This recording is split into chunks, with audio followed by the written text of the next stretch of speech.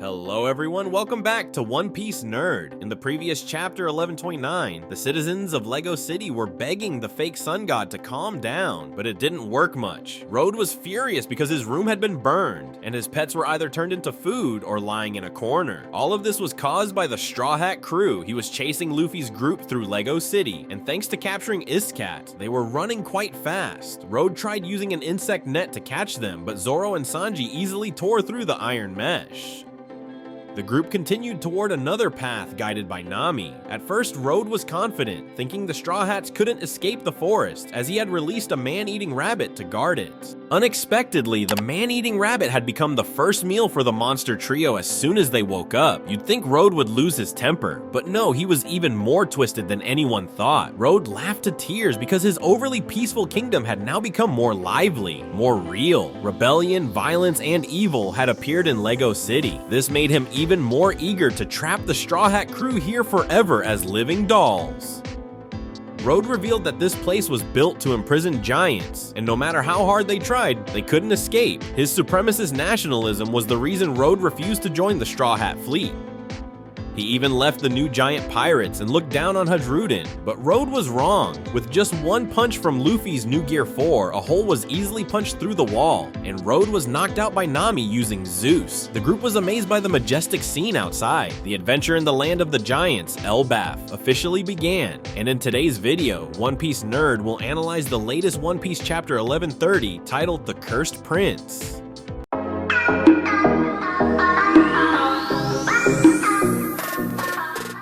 The story continues with Frankie's group. They had been searching for their crewmates for half a day with no success. Jinbei even deployed a team of professional divers, the whale sharks, to scour the ocean floor and surrounding waters, but nothing came up. The search left the whale sharks exhausted. Jinbei decided to give them a rest. He, along with Frankie, Robin, and Brooke, discussed and agreed to head to Elbaf first. On behalf of the crew, Jinbei thanked the giants for their efforts, while Frankie informed them that the group had decided to stop the search here, partly because their ship was running out of supplies. If they kept pushing, the search group might starve before finding anything. The Straw Hat crew showed absolute trust in their captain and the missing members. They didn't find any debris from the Sunny or anything related to the crew, so everyone was surely safe. Anyway, this group had the two strongest warriors, plus the cook, navigator, and doctor, all capable of handling Usopp's dead weight. At first, the giant pirates, with their strong sense of responsibility, didn't quite agree with this decision, but after hearing Frankie's reasoning,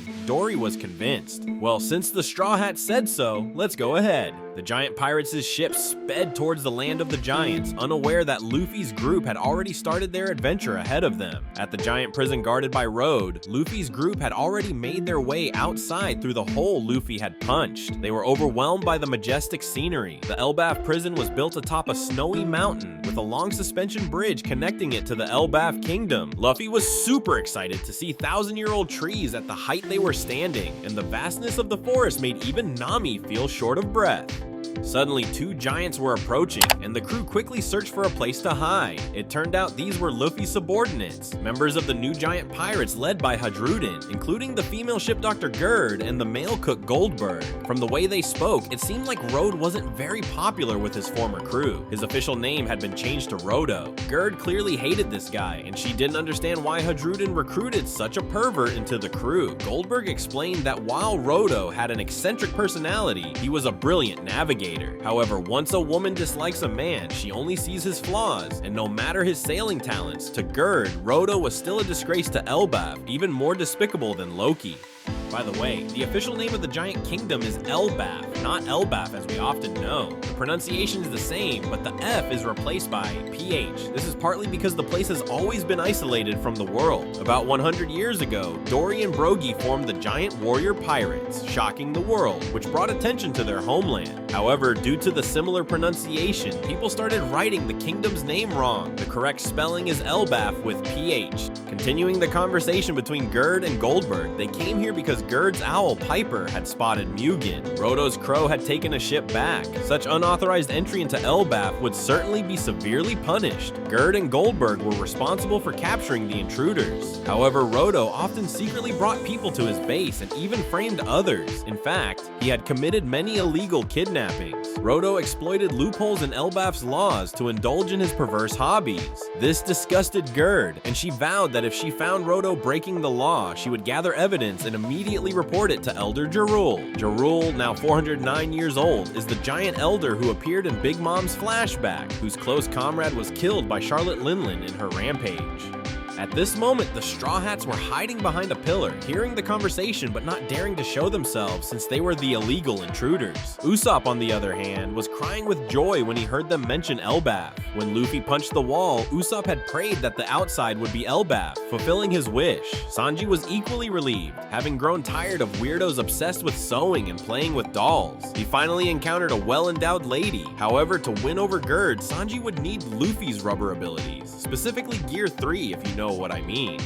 Yes, Sanji accidentally made a noise, causing Gerd and Goldberg to turn around to check what was going on. Luckily, they were too small to be seen and managed to hide. Believing it was just a hallucination, the two continued to knock on Roto's castle door. Of course, no one answered because Roto had already been knocked out by Nami. As soon as Gerd and Goldberg left, the Straw Hats immediately ran in the opposite direction. The bridge was built for giants, so each step was spaced far apart. To cross, they had to leap with all their strength, with a pack of giant wolves waiting below. If they fell, those wolves would give them a cold, chilling experience. To avoid being criticized by animal rights groups, Nami rode on Chopper's back as he was used to jumping around from his days living on Drum Island. Usopp, surprisingly more enthusiastic than usual, volunteered to lead the way without any complaints. Usopp declared this was a test to prove they were true warriors. He talks big, but let's hope he can actually prove himself. If he keeps relying on his teammates, no one will be able to carry him forever. Suddenly, Luffy jumped onto the hanging rope and stood still, leaving Zoro slightly puzzled. "What's going on, Luffy?" "You guys can feel it too, right? I've got goosebumps," Luffy said. But it wasn't from the cold. He had sensed a super strong presence nearby. Ever since he was in the Toy Kingdom, he'd been hearing that terrifying voice. Luffy's observation haki had become stronger. Even though he was inside a glass enclosure and separated by a thick wall, his haki still detected the incredibly powerful being outside, despite the great distance. Zoro didn't seem to hear that voice, but Sanji did. He chose not to say anything because he didn't want any trouble. Sure enough, Zoro asked Luffy to lead the way to find that person, but Sanji immediately blocked him. "From now on, going into the forest is forbidden, especially for you, Zoro. This is the primal forest of Elbaf, not just an ordinary forest. If you get lost in there, searching will be extremely difficult." So Luffy decided to check it out by himself. He pointed toward the direction of the frightening voice and jumped straight down, telling everyone to cross the bridge first. The Straw Hat crew then split into 3 groups. Sanji's group headed to the end of the bridge to explore the kingdom of Elbaf, while Luffy went to seek out the powerful individual. Frankie's group was on their way. The scene shifts a bit to the giant's ship. Everyone was in complete shock as they read today's newly released newspaper, which falsely accused them of attacking Egghead Island. Since the font was too small, Dory and Brogy had to ask Robin to read it for them. The giant pirate crew had re-emerged after a century of absence, and they were said to have teamed up with Emperor Luffy to burn down Egghead Island. The captains of this legendary pirate crew included the Red Ogre Dory and Blue Ogre Brogy, each with a bounty of 1.8 billion berry. Hearing these massive numbers, even the giants were taken aback. Brogy said he had no intention of returning to piracy. What's with this high bounty? Meanwhile, the crew members were excited. In the past, the Navy only put 100 million on their heads, but this time it was 18 times higher.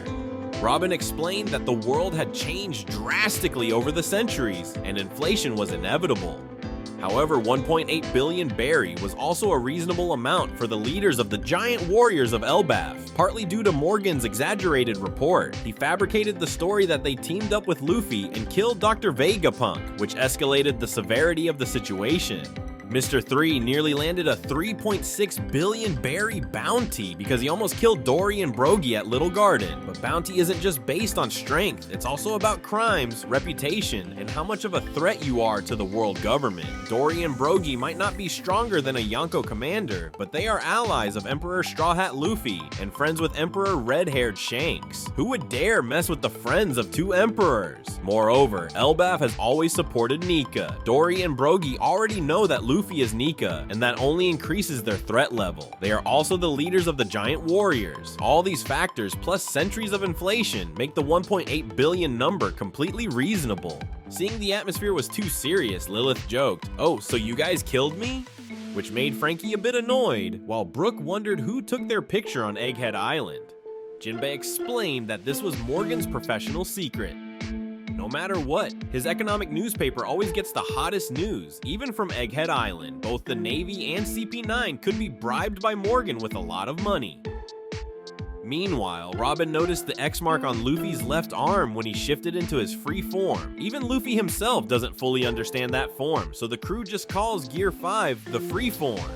Although this picture is a bit blurry, the X mark is very clear. Franky feels there's nothing unusual here, but Robin insists it's very familiar, as if she has seen it somewhere before. You might recall that in chapter 1125, when the group disappeared, I mentioned that the 6 missing members all drew an X on their hands when saying goodbye to Vivi and Alabasta. Franky, Brook, and Jinbei joined the Straw Hat crew later, so they are not familiar with the X symbol. While Robin was hiding on the Going Merry at the time, she vaguely remembers seeing this mark but doesn't understand its meaning.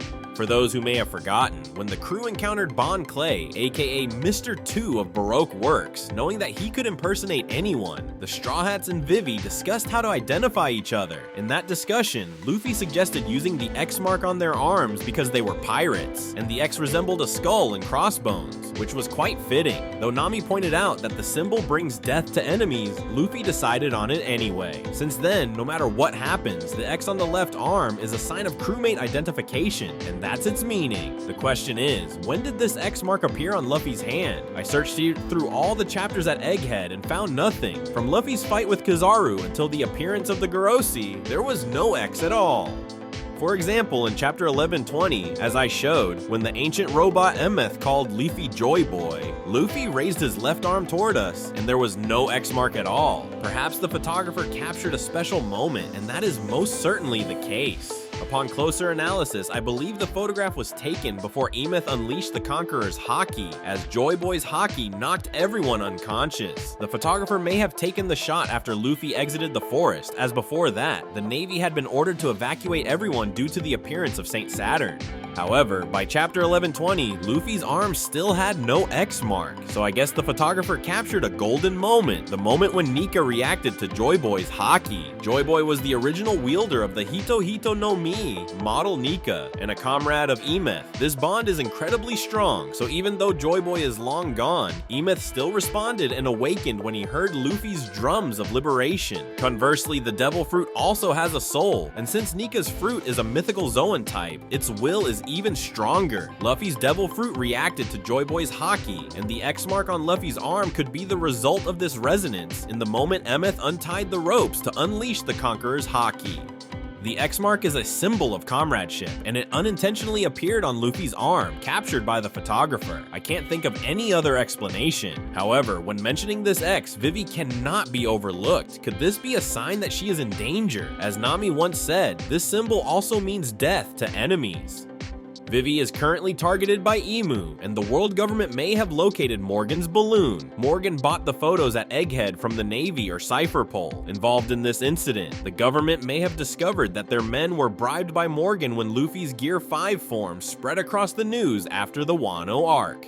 In such a situation, the government only needs to closely monitor calls from the Navy base, and they will surely find out who sold information to Morgan. They may have already located the other end of the line. 2 days have passed since the Egghead incident ended, and this time is enough for the world government to mobilize all forces to search for Vivi. If the government agents eavesdrop on the call and discover Vivi is with Morgan, Morgan's headquarters will certainly be targeted. In any case, the fact that 6 Straw Hat members went missing and the X mark on Luffy's hand cannot be a coincidence. coincidence. It may all be connected to Vivi, and I believe she will appear soon in the Elbaf arc. And that's the first part of my analysis of chapter 1130. It's quite lengthy, so I'll analyze the rest tomorrow. Stay tuned. For now, goodbye, and see you next time.